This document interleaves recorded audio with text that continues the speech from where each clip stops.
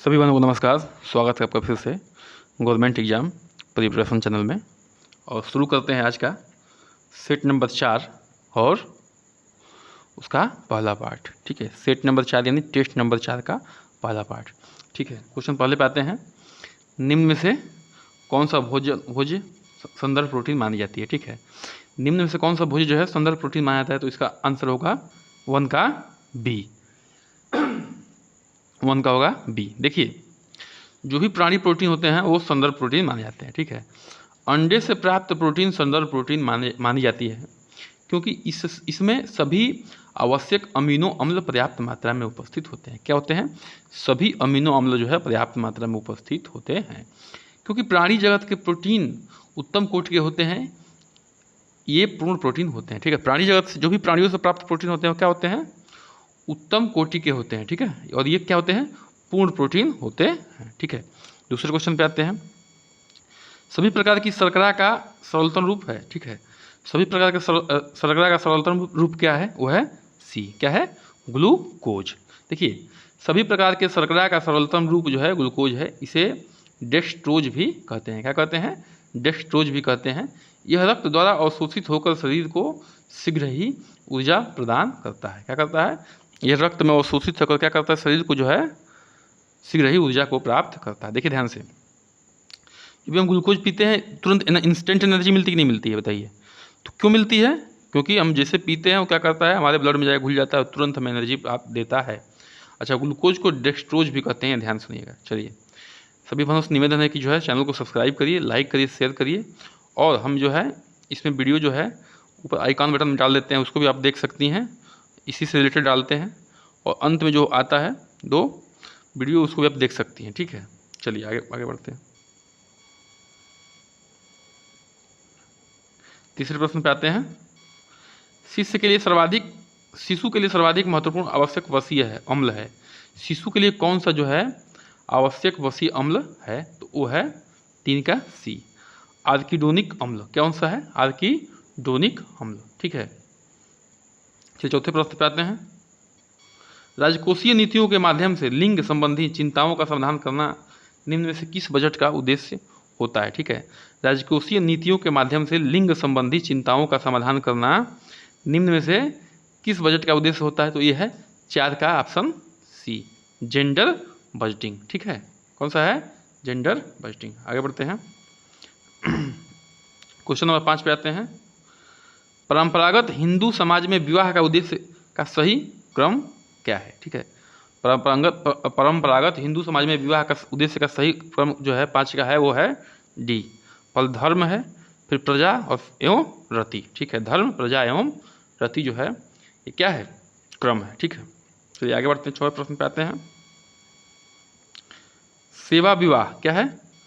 सेवा विवाह, marriage by service का प्रचलन निम्न में से किस जनजाति में पाया जाता है? ठीक है, तो ये है 6 का सी। ठीक है, 6 का क्या है? सी।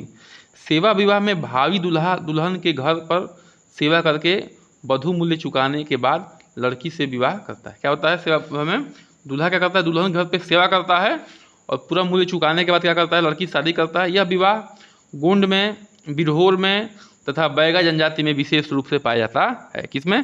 गोंड में, बिरहोर में तथा बैगा जनजाति में खासतौर से पाया जाता है। आगे बढ़ते हैं, 7वें पे आते हैं। सुरोरेट विवाह है। क्या है? सुरोरेट विवाह क्या है? तो 7 का क्या होगा? सी। क्या होगा? सी।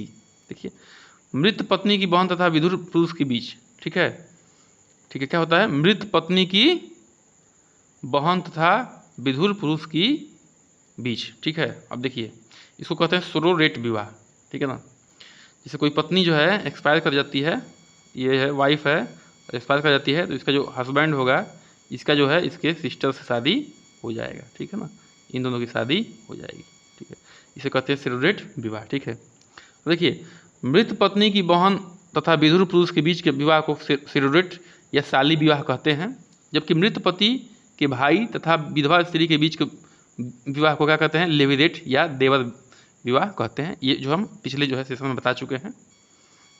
चलिए आगे बढ़ते हैं। देखिए, ऐसे ही प्रश्न आएंगे बिल्कुल। ठीक है, 8वां का क्या होगा, एक परिवार इकाई में जिसमें तलाक एवं विवाह के परिणाम स्वरूप एक अथवा अधिक सौतेले माता पिता सम्मिलित कहलाते हैं। ठीक है, क्या कहलाते हैं? 8 का क्या होगा? सी। क्या होगा?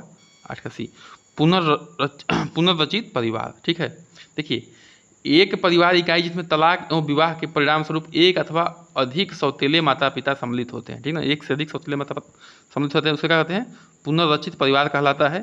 इस पारिवारिक विकल्प को सौतेला परिवार भी कहा जाता है। ठीक ना, चलिए सब आसान है, बस ध्यान से सुनना है आपको और याद करते रहना है, आसानी से याद हो जाएगा। ठीक है, 9वां प्रश्न पे आते हैं।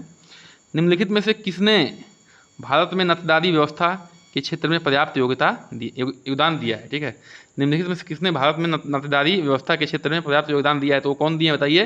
9 के हैं बी, इरावती कर्वे साहब। ठीक है, इरावती कर्वे साहब जो है पर्याप्त योगदान दिए हैं। ठीक है, चलिए आगे हैं। संघर्षरत दंपति को न्यायिक पृथकता अधिकतम कितनी अवधि के लिए दी जाती है? ठीक है, संघर्षरत दंपति को न्यायिक पृथकता जो है अधिकतम अवधि कितनी तक दी जाती है? यह इसका आंसर है 10वां का सी, 2 वर्ष तक। ठीक है, देखिए संघर्षरत दंपति को न्यायिक पृथकता अधिकतम 2 वर्ष की अवधि के लिए प्रदान की जाती है। हिंदू विवाह अधिनियम 1995 की धारा 10 के अधीन न्यायिक पृथक्करण का उपबंध दिया गया है। ठीक है, ठीक है ना, ध्यान रखिएगा। चलिए आगे कहते हैं, भारतीय श्रम संघ अधिनियम कब पारित हुआ? तो भारतीय श्रम संघ जो अधिनियम जो है कब पारित हुआ? ये पारित हुआ 11 का ए 1926 में। भारतीय श्रम संघ अधिनियम जो है 1926 में पारित हुआ।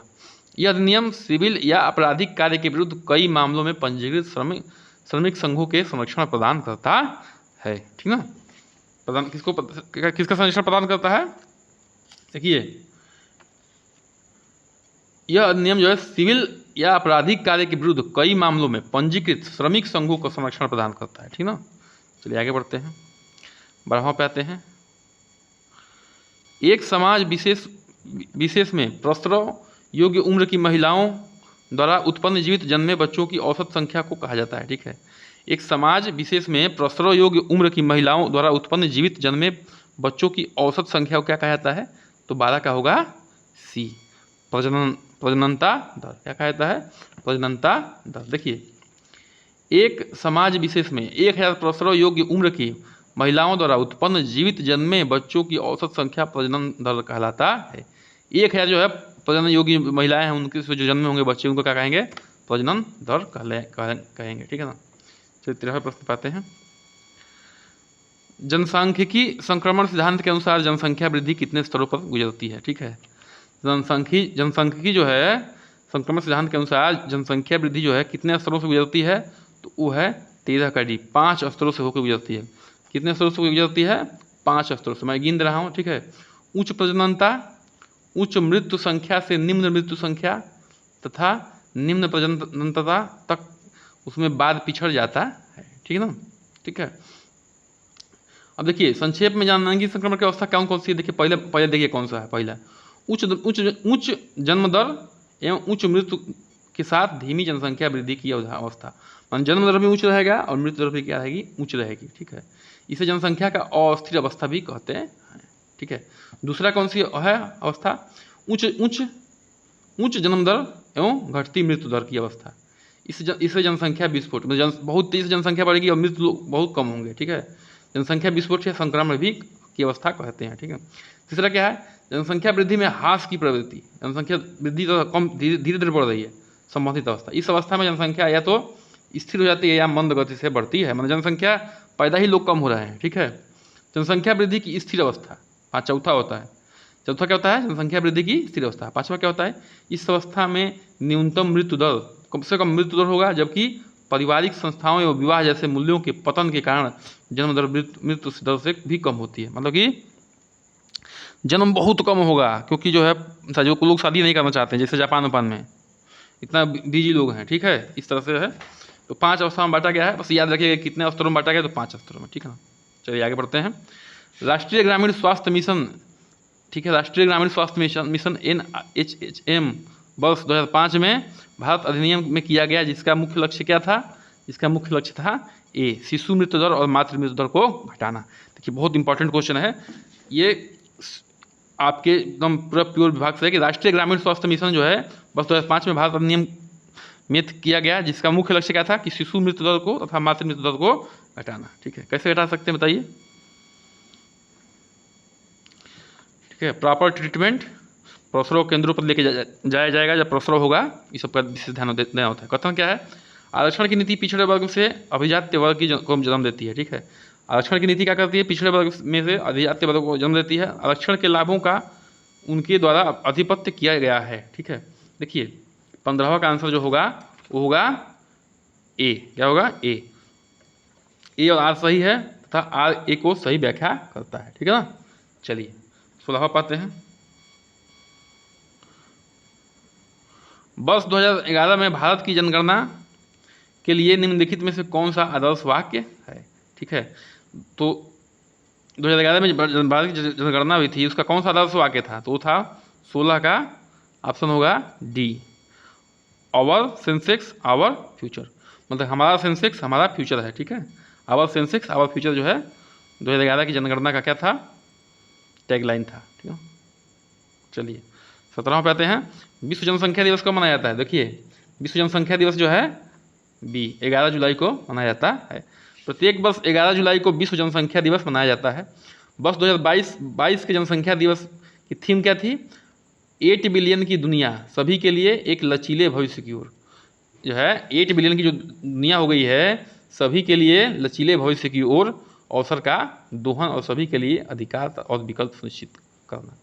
तो जो 8 बिलियन की जो है दुनिया है, सभी के लिए मतलब क्या करना? लचीले भविष्य की ओर अवसरों और दोहन और सभी के लिए अधिकार और विकल्प सुनिश्चित करना। ठीक है, अच्छा क्या है?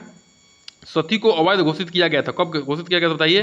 18वां का होगा ए, 1829 ईस्वी में सती को जो है अवैध घोषित कर दिया गया था। सती मैंने जानते हैं ना, इनके पति मर जाते हैं तो उनकी विधवा पत्नी को उनके साथ चिता पे जलना पड़ता था। चलिए 1900 पर आते हैं। निम्नलिखित में से कौन सा पूर्ण गरीबी से संबंधित नहीं है? नहीं है की बात हो रही है, तो 19 का होगा आपका B, deprivation index. Deprivation index जो है पूर्ण गरीबी से संबंधित नहीं है। तो 20वां प्रश्न पे आते हैं। निम्न में से कौन सा सामाजिक नियंत्रण का उद्देश्य नहीं है? नहीं की बात कर रहा है। निम्न में से कौन सा जो सामाजिक उद्देश्य का नियंत्रण उद्देश्य नहीं है? तो वो है 20 का सी, सामाजिक विद्वेष का विस्तार। देखिए सामाजिक विद्वेष फैलाना सामाजिक नियंत्रण का उद्देश्य नहीं है, बल्कि सामाजिक नियंत्रण विद्वेष व संघर्ष को नियंत्रित करने के लिए ही किया जाता है। सामाजिक विद्वेष जो है संघर्ष को नियंत्रित करने के लिए ही किया जाता है। चलिए कैसे पाते हैं? निम्नलिखित में से कौन सा सामाजिक परिवर्तन मानव प्रसन्नता पर बल देता है? कौन सा सामाजिक परिवर्तन जो है मानव प्रसन्नता पर बल देता है? वो है प्रगति। अगर प्रगति करेंगे तो मानव में प्रसन्नता तो आएगी ही, मतलब क्या? खुशी आएगी। ठीक है, चलिए आगे बढ़ते हैं। एस.सी. दुबे ने भारत में परिवर्तन के लिए परंपराओं को कितने प्रकार में वर्गीकृत किया है? एस.सी. दुबे ने भारत में परिवर्तन के लिए परंपराओं को कितने प्रकार में वर्गीकृत किया है? तो वह है 22 का बी। देखिए उन्होंने 6 प्रकार में वर्गीकृत किया है। कितने प्रकार में वर्गीकृत किया है? 6 प्रकार में। पहला है शास्त्रीय यानी पौराणिक परंपरा। पहला क्या है? शास्त्रीय यानी कि पौराणिक परंपरा। दूसरा है उभरती हुई राष्ट्रीय परंपरा, उभरती हुई राष्ट्रीय परंपरा दूसरा है। तीसरा क्या है? प्रादेशिक परंपरा। तीसरा क्या है? प्रादेशिक परंपरा। चौथा क्या है? स्थानीय परंपरा। चौथा क्या है? स्थानीय परंपरा। पांचवा क्या है? पश्चिमी परंपरा। पांचवा क्या है? पश्चिमी परंपरा। और छठवा क्या है? स्थानीय उप संस्कृति परंपरा। छठवा क्या है? स्थानीय उप संस्कृति परंपरा। तो इस प्रकार निर्धनता के लिए प्रसिद्ध अध्ययन में राउंट्री ने किस उप अवधारणा का उपयोग किया? ठीक ना, निर्धनता के लिए प्रसिद्ध अध्ययन में राउंट्री ने किस अवधारणा का उपयोग किया था? तो वह है 23 का सी, अवस्थिति निर्धनता का जो है उपयोग किया था। ठीक है, चलिए कुछ प्रश्न ऐसे हैं इसमें कि जो बहुत ही ऊंचे स्तर के हैं, वैसे ध्यान नहीं देना है आप लोगों को। 2-4 प्रश्न हैं, लेकिन अन्य प्रश्न जो है 2-4 ही प्रश्न वैसे हैं, सभी नहीं है, ध्यान रखिएगा 2-4 ही प्रश्न हैं। लेकिन कुछ प्रश्न ऐसे हैं जिनको मैं एक्सप्लेन करता हूँ, पक्का वो आएंगे ही, ऐसे प्रश्न ही आएंगे। निम्नलिखित में से कौन सा एक मादक द्रव्य व्यसन का प्रभाव नहीं है? मादक द्रव्य व्यसन का प्रभाव नहीं है, तो 24 का कौन सा होगा? 24 का होगा आपका सी, पारिवारिक विघटन को प्रोत्साहन। कौन सा होगा? पारिवारिक विघटन को प्रोत्साहन। ठीक है ना। अब देखिए मादक द्रव्य व्यसन का प्रभाव शिक्षा के विकास पर नहीं पड़ता है। ठीक है, शिक्षा के विकास पर जो है मादक द्रव्य व्यसन का प्रभाव नहीं पड़ता है। ज्ञान की वह शाखा जो शिक्षा के प्रशासन तथा प्रक्रियाओं का वैज्ञानिक रूप से अध्ययन करती है, शैक्षिक समाजशास्त्र के नाम से जानी जाती है। ठीक है ना, क्या किस नाम से जानी जाती है? शैक्षिक समाजशास्त्र के नाम से जानी जाती है। इसमें समाज का अध्ययन शिक्षा की कृषि से किया जाता है। चलिए आज की इस सेशन के लास्ट प्रश्न पे आते हैं, 25वें पे। सामाजिक परिवर्तन के निम्नलिखित विश्लेषकों में से किसने किरायाजीवी और सट्टेबाज पदों का प्रयोग किया है? किरायाजीवी और सट्टेबाज पदों का प्रयोग किसने किया है?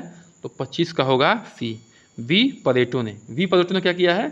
जो दो किरायाजीवी और सट्टेबाज शब्दों का प्रयोग किया है। देखिए, इटली निवासी विल्फ्रेडो परेटो मूल रूप से एक इंजीनियर थे जो बाद में अर्थशास्त्री और समाजशास्त्री बन गए। उन्होंने सामाजिक परिवर्तन के लिए किरायाजीवी और सट्टेबाज पदों का प्रयोग किया था। सट्टेबाज वर्ग के लोगों की आय अनिश्चित होती है, कभी कम और कभी ज़्यादा। जो कि सट्टेबाज का मतलब जुआ से है, जो जुआ खेलते हैं वो कभी हारते हैं कभी जीतते हैं। ठीक है, तो उनका जो है आय का कोई ठिकाना नहीं कि आज आय बढ़ेगा कि कल घटेगा। इस वर्ग के लोग अपनी बुद्धि के द्वारा धन कमाते हैं। ठीक है, बुद्धि से धन कमाते हैं। इसके विपरीत किरायाजीवी वर्ग की आय निश्चित होती है। किरायाजीवी मतलब कि देखिए, सट्टेबाज का मतलब होता है रिस्क जो लेते हैं, जो बिजनेस करते हैं। ठीक है, यहाँ उनसे मतलब है। यहाँ जुआरी तो ठीक है, लेकिन जो जुआरी और किरायाजीवी का मतलब है जो आम जीवन जीते हैं, जैसे शिक्षक हो गए, डॉक्टर हो गए, इंजीनियर हो गए, उनके जो है किराया निश्चित होता है कि बढ़ना ही बढ़ना है। और मजदूर हो गए, किसान हो गए, और बहुत ज़्यादा लो पे नहीं जाते हैं, बहुत ज़्यादा हाई पे नहीं जाते हैं। ठीक है, चलिए इसी के साथ जो है आज का सेशन समाप्त करते हैं। चैनल को सब्सक्राइब करिए, आपसे बहुत बहुत निवेदन है। चलिए बने रहिए हमारे साथ। नमस्कार।